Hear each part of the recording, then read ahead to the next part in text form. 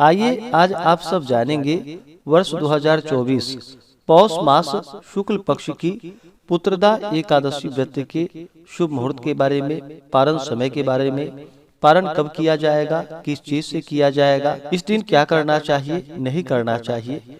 तो आइए जानते हैं इन सबों के बारे में। आप सभी भक्तों को पौष मास की पुत्रदा एकादशी व्रत की ढेर सारी शुभकामनाएं। इसी प्रकार से व्रत पूजा के बारे में जानने के लिए, कथा को सुनने के लिए चैनल पे अगर आप पहली बार आए हैं तो चैनल को लाल बटन दबा करके सब्सक्राइब करें, साथ में बेल आइकन घंटी को दबाएं ताकि वीडियो का नोटिफिकेशन आपको समय से मिलता रहे।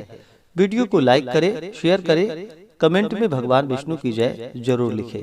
प्रत्येक माह के कृष्ण पक्ष और शुक्ल पक्ष की एकादशी तिथि के दिन एकादशी का व्रत किया जाता है। एक वर्ष में 24 एकादशी का व्रत होता है, वहीं पे अधिक मास हो तो 2/26 एकादशी का व्रत होता है। हर व्रत का अपना अपना विशेष महत्व माना गया है। इसी प्रकार से पौष पुत्रदा एकादशी व्रत का अपना विशेष महत्व है। वैसे पुत्रदा एकादशी का व्रत जो कि वर्ष में 2 बार मनाया जाता है, एक तो श्रावण महीने के शुक्ल पक्ष में और दूसरा पौष माह के शुक्ल पक्ष में पुत्रदा एकादशी का व्रत किया जाता है। यह सभी प्रकार के पापों को नष्ट करने वाली है और इस व्रत के प्रसाद से मनुष्य पुत्रवान, विद्वान, कीर्तिमान, लक्ष्मीवान और यशस्वी होता है और अंत में इस व्रत के प्रभाव से भगवान विष्णु के धाम की प्राप्ति होती है।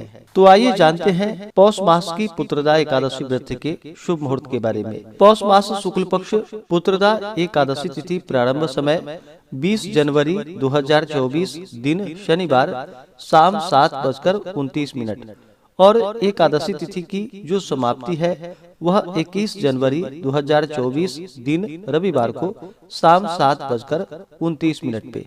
तो हमें शुद्ध रूप से सूर्योदय व्यापनी के अनुसार जो एकादशी व्रत के लिए समय प्राप्त हो रहा है वह समय सभी 21 जनवरी 2024 दिन रविवार को व्रत को धारण करेंगे और द्वादशी तिथि की जो समाप्ति है वह 22 जनवरी 2024 दिन सोमवार को शाम 7:54 पे द्वादशी तिथि की समाप्ति है।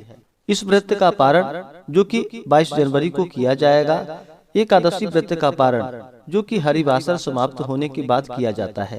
हरिवासर का समय द्वादशी तिथि का पहला चौथाई हिस्सा हरिवासर का होता है, उसे छोड़ करके व्रत का पारण करना चाहिए। तो इस बार पुत्रदा एकादशी व्रत का पारण जो कि 22 जनवरी को किया जाएगा।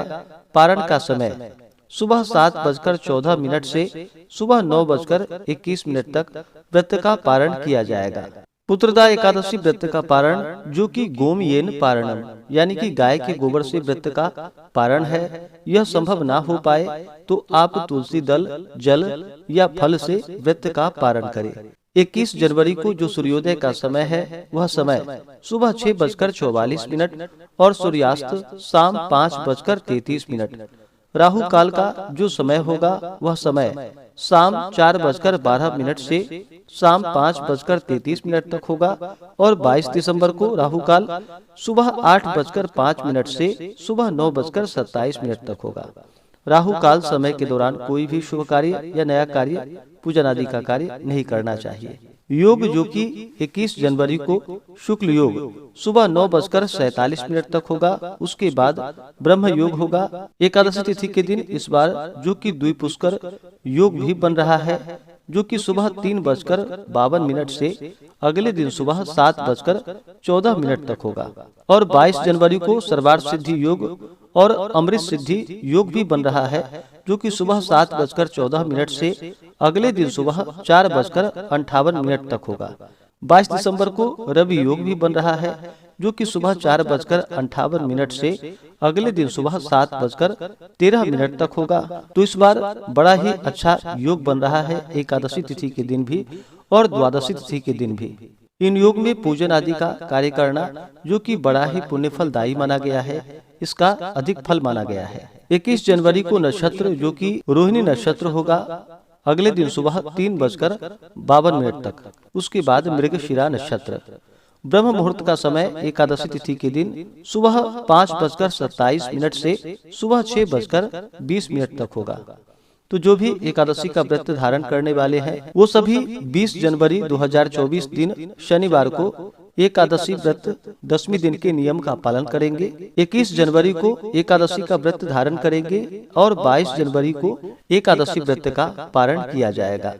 जो भी एकादशी का व्रत धारण करने वाले हैं उन्हें चाहिए कि 10वीं तिथि के दिन सूर्यास्त होने से पहले ही शुद्ध और सात्विक आहार ग्रहण कर लेनी चाहिए। 10वीं एकादशी और द्वादशी इन 3 दिनों तक जो कि शुद्ध और सात्विकता का पालन करना चाहिए। तामसिक वस्तुओं का प्रयोग नहीं करना चाहिए। नशीले पदार्थों आदि का सेवन नहीं करना चाहिए। भक्ति पूर्वक भगवान का जो कि व्रत धारक को चाहिए कि 10वीं की सूर्यास्त से पहले ही भोजन ग्रहण कर ले और 10वीं की रात्रि ब्रह्मचर्य का पालन करते हुए भगवान विष्णु के नामों का और एकादशी व्रत का स्मरण करते हुए सोना चाहिए। एकादशी की सुबह ब्रह्म मुहूर्त में उठ करके नित्य क्रियाओं से निवृत्त होकर के गंगा नदी में स्नान करना चाहिए। गंगा नदी में स्नान नहीं कर पाए तो घर के नहाने के पानी में ही थोड़ा सा गंगा जल मिला करके स्नान करना चाहिए। शुद्ध वस्त्र धारण करके व्रत का संकल्प लेना चाहिए। भगवान विष्णु से प्रार्थना करनी चाहिए कि हे भगवान विष्णु, हे माता लक्ष्मी, आज मैं पुत्रदा एकादशी का व्रत धारण करने जा रहा हूँ या करने जा रही हूँ। इस प्रकार से भगवान से प्रार्थना करें कि यह व्रत मेरा निर्विघ्न पूरा हो, हमें पुण्य फलों की प्राप्ति हो, हमारे सभी प्रकार के पापों का नाश हो। आपके मन में जो भी इच्छा हो, जो भी कामना हो, वह भगवान विष्णु से कहें। पुत्रदा एकादशी के व्रत में इस दिन जो कि भगवान विष्णु, माता लक्ष्मी और भगवान विष्णु के नारायण स्वरूप का पूजन किया जाता है। तो इस दिन भगवान का पूरे विधि विधान के साथ सुबह और शाम के वक्त पूजन करना चाहिए। गंध पुष्प धूप दीप आदि से भगवान का पूजन करें। इस दिन विशेष प्रकार से जो कि बछड़े वाले गाय हो, जिस गाय का बछड़ा हो, उस गाय के दूध से भगवान की प्रतिमा को स्नान करा करके उसे प्रसाद के रूप में ग्रहण करना चाहिए। इससे भगवान विष्णु, भगवान नारायण अपने भक्तों पर अति प्रसन्न होते हैं और इससे अनंत फलों की प्राप्ति होती है। तो इस दिन बछड़े वाले गाय के दूध से भगवान का अभिषेक अवश्य ही करे और उसे प्रसाद के रूप में ग्रहण भी करना चाहिए। नैवेद्य में विशेष प्रकार से दूध से बने हुए वस्तुओं का भगवान को भोग लगाए। ऋतुफल आदि का भगवान को भोग लगाना चाहिए। भगवान विष्णु को अक्षत नहीं चढ़ाया जाता है, इस बात का ध्यान रखें।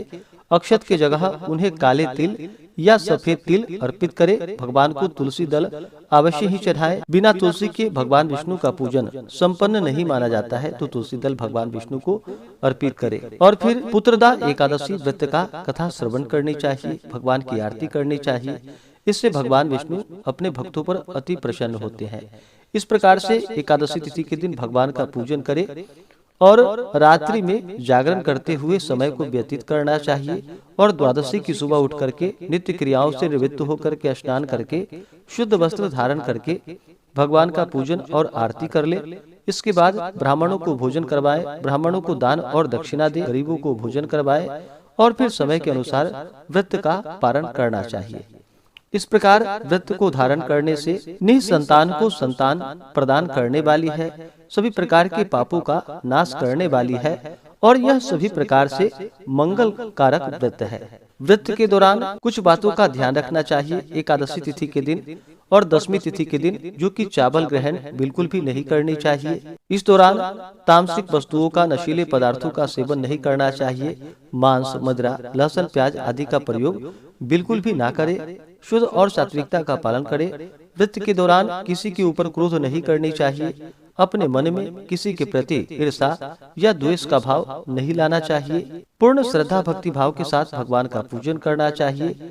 इस दिन ओम नमो भगवते वासुदेवाय, ओम नमो नारायणाय इन मंत्रों का जप करना चाहिए। इससे पुण्य फलों की प्राप्ति होती है।